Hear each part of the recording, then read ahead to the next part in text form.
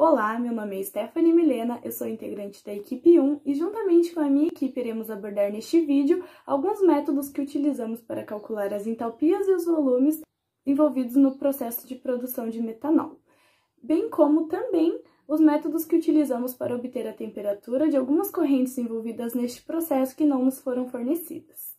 A nossa equipe é composta pelos integrantes Felipe Prieto, André Viana, Suelen Scalcon, Rafaela Kamogawa e eu, Stephanie Milena. Nesta imagem, podemos observar o fluxograma com as correntes devidamente nomeadas.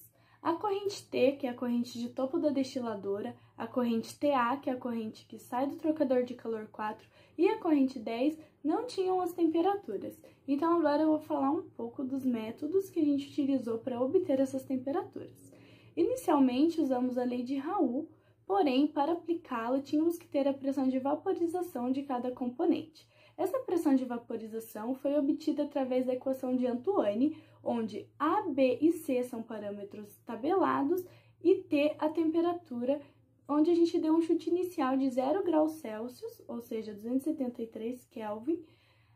Através dessa pressão de vaporização obtida através da equação de Antoine, a gente substituiu na lei de Raoult, onde YI é a fração molar dos gases e XI é a fração molar dos líquidos. Através da lei de Raoult, sabemos que essa soma tem que ser igual a 1. Então, utilizando a ferramenta Atingir Metas do Excel, definimos a célula com o resultado dessa soma para atingir o valor igual a 1, alterando a célula da temperatura. E assim, podemos obter as temperaturas das correntes que estão nesta tabela. O volume molar é uma propriedade de estado que permite a melhor compreensão do comportamento do fluido e seu escoamento. Nas correntes líquidas da nossa planta, utilizamos a equação de Hackett, em que TC, PC e ZC são tabelados para cada componente e TR a temperatura reduzida na temperatura da corrente. Primeiramente, foi calculado o volume molar para cada componente presente e, para realizar, então, o cálculo do volume molar na corrente inteira, é realizada a somatória do volume molar encontrado com sua respectiva fração presente na corrente. Para cálculo do volume molar da corrente líquida, a gente também tinha a opção de utilizar Hackett modificado, mas essa equação não consegue prever o volume no ponto crítico. E como a gente tem alguns componentes acima do ponto crítico, então optamos por utilizar o Hackett mesmo. Nas correntes gasosas da nossa planta, utilizamos a equação de Peng-Robson para a solução, em que A e B da solução pode ser calculado através da regra de mistura clássica de Van der Waals. O A da solução é calculado pela somatória da multiplicação da fração molar de dois componentes pelo termo cruzado.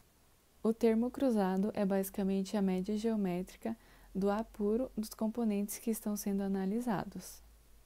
Já o B da solução é calculado pela somatória da multiplicação da fração molar de um componente pelo seu B puro. O cálculo do volume molar pela equação de Peng-Robson não pode ser encontrado de forma analítica, então precisamos deixar a equação em função do fator de compressibilidade para que a gente consiga obter os valores desejados. Agora nós iremos apresentar como nós solucionamos a equação cúbica polinomial para encontrarmos o valor do fator da compressibilidade para então calcularmos o volume molar das correntes gasosas. Nós utilizamos um método chamado Cardano-Tartaglia. Foi utilizado por ser muito simples e similar à fórmula de Bhaskara, que nós já tínhamos bastante conhecimento.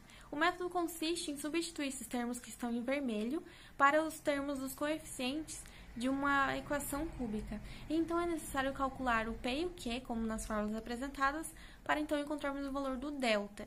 O delta pode ser encontrado caso seja maior que zero com essas equações e resultará em uma única raiz real, representando o próprio valor do fator de compressibilidade. Já para delta menor ou igual a zero, nós encontraremos três raízes reais com essas equações. E uma raiz será negativa, que será descartada, pois não há valor negativo para fator de compressibilidade, e as outras duas será uma de maior valor, representando os gases, e uma de menor valor, representando os líquidos. Nós utilizaremos a de maior valor por considerar que o volume dos gases sempre será maior que o volume dos líquidos. E para o cálculo das entalpias, que também é necessário o valor do fator de compressibilidade, nós utilizamos a mesma metodologia, porém calculando para cada componente. E agora algumas considerações que realizamos para o cálculo dos volumes. A primeira é em relação aos líquidos, no qual nós consideramos eles sendo fluidos incompressíveis, ou seja, apenas dependentes da temperatura. E a última consideração é em relação à temperatura e o volume, no qual fica evidente nas fórmulas que com o aumento da temperatura o volume também irá aumentar. E nós observamos como, por exemplo, na corrente 2A e 2B, no qual da corrente 2 para 2A houve um aumento da temperatura de 307%, com um aumento no volume de 50%. Já da corrente 2A para 2B, onde o aumento da temperatura foi de apenas 9%, o aumento do volume foi de 4%. Com isso, nós podemos concluir que os nossos resultados objetivos estavam de acordo com o resultado esperado. No cálculo das raízes cúbicas de Z e do volume de solução, nós podíamos então partir para o cálculo das entalpias. Inicialmente precisávamos definir um estado de referência, que foi a CNTP, 25 graus Celsius e 1 atm. Tendo isso, nós podíamos explicar de maneira mais assertiva os caminhos das nossas resoluções das entalpias. Para componentes gasosos na CNTP, que eram o hidrogênio, nitrogênio, monóxido e dióxido de carbono, nós seguíamos a seguinte lógica: aumentávamos ou diminuíamos a temperatura e a pressão de referência até a temperatura e pressão da corrente, calculando a entalpia dos gases ideais, e após isso calculávamos a entalpia residual. E para os componentes que eram líquidos, a 25 graus Celsius e 1 atm, que seriam o metanol e a água, nós precisávamos primeiramente calcular a entalpia do líquido, aquecendo ele da sua temperatura de referência até a temperatura de ebulição de cada um dos componentes e mantendo a pressão.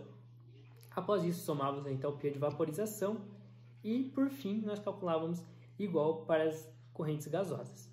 Então, iniciando as explicações, começaremos pelos líquidos. As entalpias dos líquidos foram calculadas para as correntes 3B, 4, 8, TA, 10, 13 e 11, além de todas as correntes onde o metanol e a água se encontravam no estado gasoso. Nós utilizamos para o cálculo das entalpias dos líquidos a equação de Raoulson-Bond, que necessitava do cálculo das entalpias de gases ideais, que serão explicados um pouco mais à frente pelo Felipe. Mas, deixando isso um pouco de lado, nós precisávamos integrar a equação de Raoulson-Bond e, para aproximação do valor dessa integral, nós utilizamos o método numérico dos trapézios, que é o processo iterativo, onde, primeiramente, precisávamos dividir as áreas abaixo da linha da integral em pequenos trapézios. E, com isso, a soma deles, nós chegaremos a um valor aproximado da área da integral. E, para explicar esse método, nós precisamos definir dois argumentos. Um que seria o y, seria a temperatura da corrente menos a temperatura de referência, e o h, que seria o y sobre x, onde x é o maior número inteiro menor que y. Com isso, nós podemos utilizar, então, a equação do método dos trapézios, que, por alguns algebrismos, nós chegamos na última parte dela, onde h já foi definido, vezes FA mais FB, que seria a equação de Raoulson-Bond, na temperatura de referência mais a temperatura de operação, divididos por 2, somados com a somatória da área daqueles pequenos trapézios, dariam o valor total da nossa integral. Com isso, nós calculamos todos esses valores para todos os componentes. E, multiplicando os valores de cada componente vezes a sua fração naquela corrente, nós tínhamos a entalpia total da corrente. Portanto, nós chegamos a esses valores para as entalpias das correntes líquidas totais, com todos os componentes, e para as entalpias líquidas de água e metanol para todas as correntes que eles se encontravam na fase gasosa. Todas as entalpias foram encontradas pela unidade de calorias por mol. Para o cálculo das entalpias das correntes solicitadas, a gente partiu de uma primeira equação base que nos diz que entalpia é igual a entalpia residual mais a entalpia de gás ideal. Essa é uma equação que nos permite corrigir a hipótese dos gases ideais. Então, para o primeiro termo de entalpia residual, a gente usou para o cálculo dela a equação de Peng-Hobson, que tem seus termos definidos por. Depois disso, a gente partiu para o cálculo da entalpia de gases ideais, que através da equação que nos diz que entalpia de gás ideal é igual à integral de Cp dt. Outras coisas importantes a serem destacadas é que ao longo do processo a gente teve que calcular algumas outras entalpias. E uma delas é a entalpia que a gente calculou para as correntes 3B e TA, que eram correntes que eram gasosas e elas passam a ser líquidas. Então, a gente teve que calcular a entalpia de condensação dessas correntes, a partir da equação de Riedel. Outras duas entalpias que a gente precisou calcular são as entalpias dos líquidos e também a entalpia que nos permite assumir que componentes como a água estão em estado gasoso a partir do nosso estado de referência de 25 graus Celsius e 1 atm, como o André já explicou anteriormente. Após tudo isso, a gente fez o somatório dessas entalpias e a gente chegou nas entalpias finais de cada corrente, que são expressas em calorias por mol. Esses foram resultados satisfatórios para a nossa equipe, uma vez que eles representam bem como acontecem os equipamentos ao longo da planta que mudam a temperatura das correntes, aquecendo ou resfriando-as. Então, como por exemplo disso, lá na corrente 2, que passa por um trocador de calor com o intuito de aumentar a temperatura para a corrente 2A. Então faz muito sentido que a corrente 2A tenha sim uma entalpia maior que a corrente 2.